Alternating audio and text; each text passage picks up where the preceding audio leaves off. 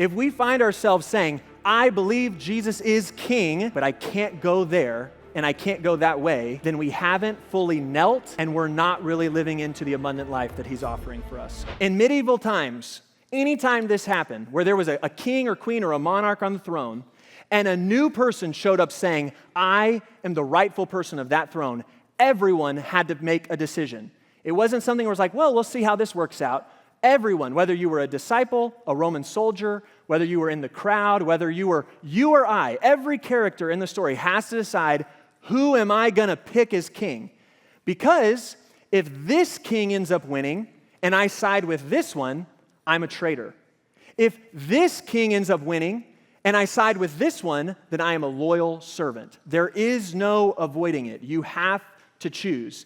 And for us, today, there's times where I think it's easy for us not to realize that we must choose. There's a lot of us that probably are like, I think Jesus is great. I think he seems really nice. I like a lot of the stuff that Jesus has to say, but I don't know if I really have to kneel to him, right? That seems extreme. And this is where I want to tell you 3 reasons why I think it is so hard for us to kneel, and then I'm going to do 3 reasons why you should kneel. So the first reason why it's hard for us to kneel to Jesus is we are not sure if we want to kneel to anybody because we want to be the king or queen of our life. This isn't about Jesus necessarily. I just don't want to kneel to anybody. And I could spend a lot of time coming up with a lot of creative ways to say this, but it's pretty black and white. We like to do what we want to do, how we want to do it, when we want to do it, and we do not like losing our liberty, okay? So that's reason number 1. Reason number 2 is that we want Jesus to be our blank, you can fill in the gap, but not our king. We want a friend, we want an encourager, we want someone that will heal us whenever we're sick, but I don't know if I want him to be king. And I'm about to read a quote for you that has literally been living rent-free in my brain for about 3 weeks, okay? I cannot stop thinking about this quote. And if I read this and I don't get at least one amen or a whoop, I'm going to be upset, okay? All right. This is from Tim Keller. If you come to Jesus and say, I would like some help. I would like some inspiration. I would like you to be my consultant. I would like you to be my partner. You know what Jesus Christ says? Jesus says, oh, I could be more than that. I can be your shepherd. I could be your brother. I could be your guide. I can be your friend. But I won't be anything unless I'm king. Either I will be king or I will be nothing. I want all of you or none of you. Crown me or kill me. Throw everything over and make me the supreme, absolute monarch of your life, or despise me. But I will not be liked. Come on, that's good stuff, right? I love whenever other people write things that make me sound so good at preaching. Like, man, thank you, Tim. But here's a story that I think of whenever I hear this. You ready? When I was in high school, there was a rule in my family that if I wanted to go on a date with a girl, I had to ask her dad's permission. And my sister, if a guy wanted to go on a date with my sister, the guy had to ask my dad's permission, okay? And what I remember is my sister used to always say, Dad, this rule is the worst because no guys are ever going to want to go on a date with me. To which my dad would say, if he doesn't like you enough to come ask me if he can date you, then he doesn't like you enough to date you, right? This is what Tim Keller's saying here. This is what Jesus is saying in this story. Listen, I want you, Jesus. I'd like to have so many great things that you bring to my life. And Jesus, and it would be easy for me as a preacher to say, you know how much more we could evangelize if we just told people, hey, you know what? You don't actually have to surrender to Jesus. You can just like him. You can just be a big fan of Jesus, and you're great. But if you don't like Jesus enough to kneel to him as king, you don't like Jesus enough, all right? All right, reason number 3, why we don't like to kneel. We don't want the lowly way. We don't want the crucifixion route that Jesus invites us to. There are so many characters in the Bible.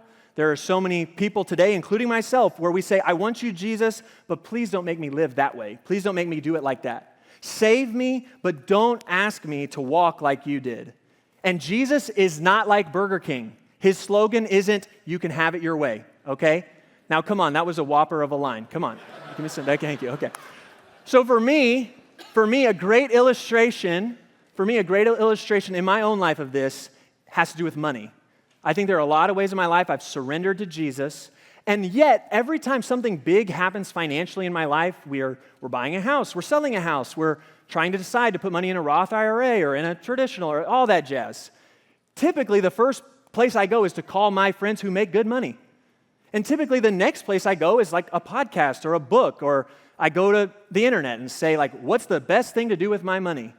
And yet, if Jesus is Lord of my life, you know what the first thing I should do is I should kneel before the king and say, you are my king, I am your servant, what would you like me to do with this money? That's your money. And by the way, let me take it even a step further. And then the hardest part is to actually obey what you hear him say to you. It's real easy to go, well, I prayed a lot about this. Buddy, I love that Roth IRA idea, okay? But it's another thing to say, God, I surrender to you, and if you tell me to give half of this to the poor, to give all of this to the poor, then I need to be obedient to that. An example I think of with a friend is I remember having lunch with a friend one time, and they were talking about this really frustrating thing with their job and work, and they said, I don't think I'm ever going to be able to forgive them. And then they were trying to kind of keep on moving, and I thought, whoa, we need to pause for a second.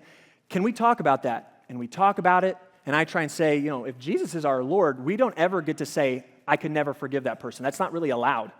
And this person's response was, after we talked, was just, I just don't think I'll ever be able to go there. And here's what you need to hear me say.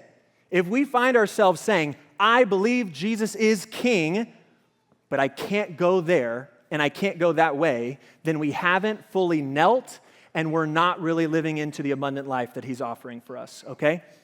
So here are 3 reasons why you should kneel. First, he is king. If you believe he came, and you believe he died, and you believe that he rose and he's coming again, then you do what he says, period, okay? It reminds me of whenever my kids will, whether with their voice or with their posture, come up to me and be like, Dad, why do I have to do what Mom says? And I'll kneel down and try and have a sweet face and go, because she's your mother, and that's enough, okay? And I know you didn't come here to church to go, Drew, you built all this up just to tell me because I told you so is the reason. And yet, sometimes the right answer to why you should kneel to Jesus is because he is king, all right? All right, reason number 2. This one is a little bit less like because I told you so, all right? Alignment with the truth leads to flourishing. If the ultimate reality in this life is that Jesus is the king of the world, then everything I do with my life that lines up to that reality will lead to flourishing. And I'm not talking about the prosperity gospel. I'm talking about how if I can take every facet of my heart, soul, mind, and strength, my job, my work, right, that's the same thing, my job, my family, my marriage, my neighborhood, and I can say, if Christ is my king and I live in accordance to that ultimate truth, then your life will flourish, okay?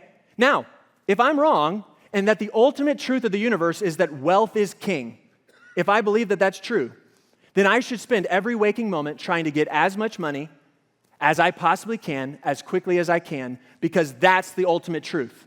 And if you watch 2 people who choose, I believe this person's king, and watch their life, you're going to have some moments where you're like, man, that yacht looks great, okay? But you're not going to see 2 different people, or you're going to see 2 different people, and I want to be this one. Does that make sense? Because the ultimate reality is that he is king, and living your life in alignment with that leads to flourishing. And now the third idea, the third reason why you should kneel is that kneeling is freedom. There is nothing more freeing than kneeling to Jesus. And I know that that may feel counter. I know that there are people here today who are thinking, I don't want to be ruled by Jesus. I just don't even like the word submission. And I want to do what I want to do. But that stuff is bondage.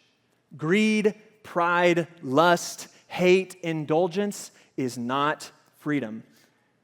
Now, the question you might be asking is, so why is kneeling freedom? And here's the answer.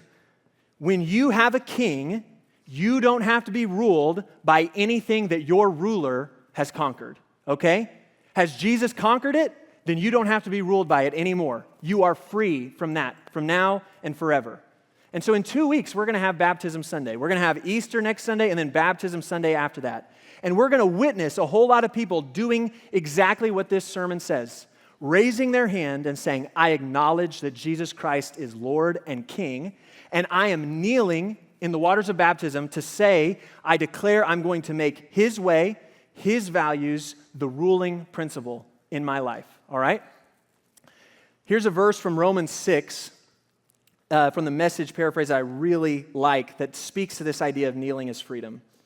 You know well enough from your own experience that there are some acts of so-called freedom that destroy freedom. Offer yourselves to sin, for instance, and it's your last free act. But offer yourselves to the ways of God, and the freedom never quits. All your lives you've let sin tell you what to do. But thank God you started listening to what? A new master, one whose commands set you free to live openly in his freedom. So let's come back to where we started. Today, we celebrate the beginning of the most decisive moment in human cosmic history. Jesus announcing, I have come to claim what is my own. And who is my own? I have come to claim my crown and my kingdom. And ever since that day, every single person who's ever lived has had to decide if we believe him or not. So who do you say that he is?